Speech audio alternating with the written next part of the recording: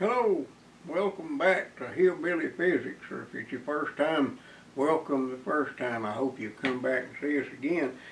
This is a real informative channel where occasionally we get something right. So, it's bad, not a bad average, maybe. Don't guarantee a work either.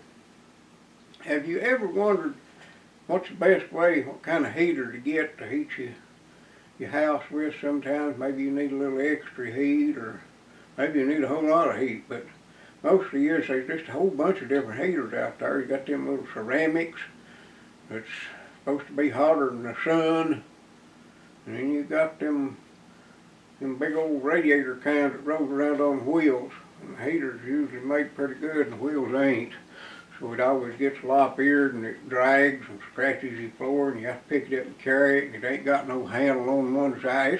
But anyway, you wonder, now what's the best way to heat my house? Some people tell you that, I've heard people say them little 110s will just run your juice bill plumb up. Them 220s works better. Then occasionally they'll get on a bent like maybe the ceramic heaters, and you would think one of them the size of a lunch box would heat a warehouse, and you really don't know. A lot of things to think about when you're heating a house, like how much your energy, how much your electric bill just going for waste. But I'm here happy to announce that electric heat is one of the most efficient ways to heat because you have so little waste. I mean 99%, but just about all of them.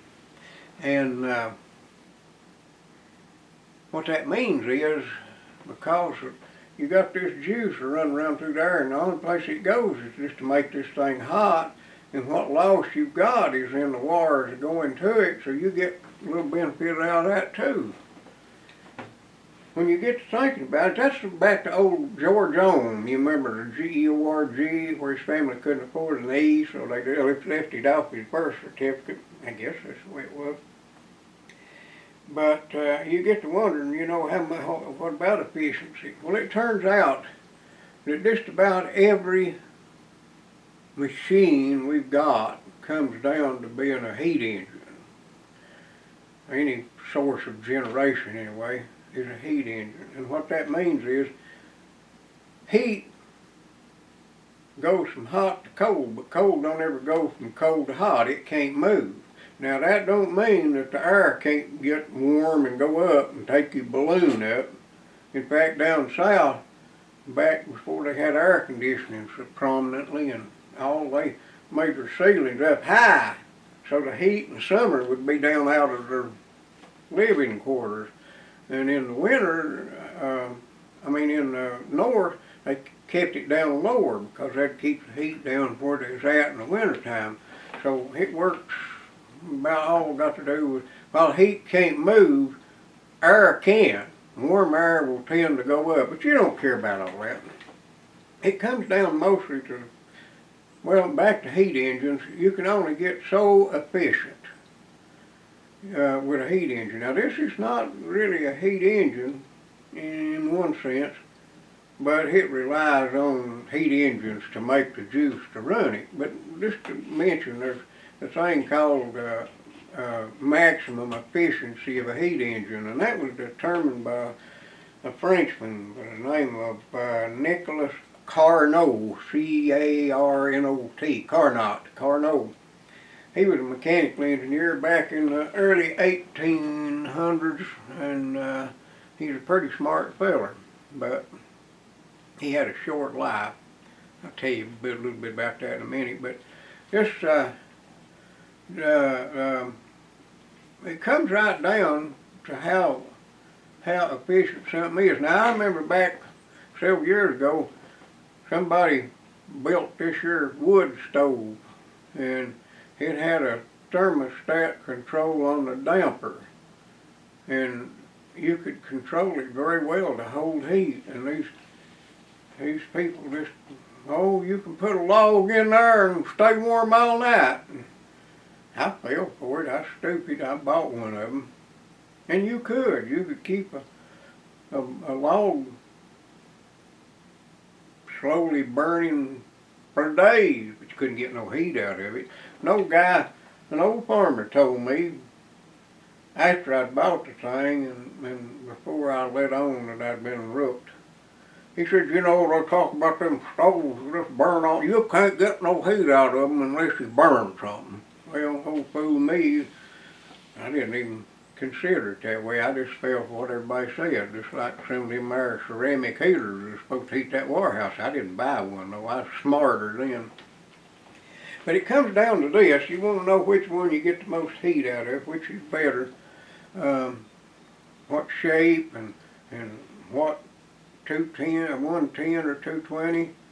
Well, actually, which one you get the most heat out of? Neither. It depends on how much energy you put into it. And since you pay for it when you buy it, for the amount of heat you get out of it, you're going to pay the same price for a little one or a big one. You just determine who's warm and who ain't, I guess. But really, it comes down to the shape and the way the heat is distributed. A radiant heater will usually just heat what it hits, and one of the blower on it will kind of disperse it all over. That comes down to just figuring that out for yourself. But the reason I say you're not going to get any real bargains out of them is in a 110 circuit, your 1500 watts is all you're going to get out of them. They've got some that put out less for smaller spaces, like I use them in a tent where I was tent camping in campgrounds, and I could plug my little heater in and keep my tent warm. But really, 1500 watts is what limits you, because you can only push so much current to the size wire that's feeding that circuit. And then on a 220 or 240, however you want to designate it, you've got usually 3300. So you're actually pulling more juice, less current, well, about the same amount of current, but you can get by with a little bit more than double 15, because they usually use number 10 instead of number 12 wire, which will carry more safely. And that whole thing is just so you don't hook up a blast furnace and burn your house down, the wires bringing it to you. So I guess it all comes down to the way you distribute the heat, and which seems to work better for you. But I have found personal experience that the bigger the heater in size, generally speaking, seems to work better. Especially I like those oil filled heaters, because they tend to, they're slower to warm up, but they kind of mellow. They don't fade away as quick either. So you got them on a thermostat. When the thermostat kicks it off and it says it's warming up, it takes it longer to cool down, and it ain't got a lot out there hot and cold, hot and cold. You just kind of got warm and hot, maybe, if you're lucky. One more thing, though. I'm sure glad you watched this, but I was telling you about old Nicholas Carno. He was only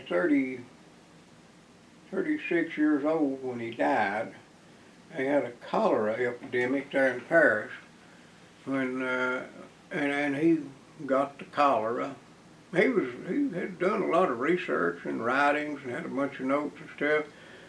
And unfortunately, because he died of cholera, and it was highly contagious, especially before they understood how it was spread around.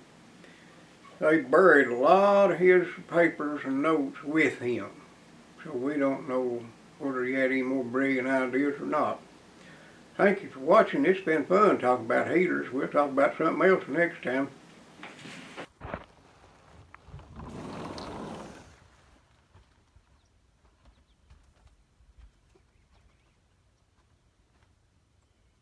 What do you think, pup? See anything? It's a pretty day today, ain't it? I see your nose wiggling. You must smell something good.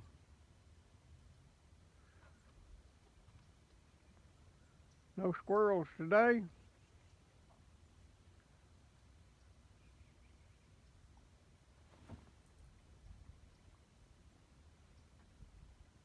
What you looking at? What is it?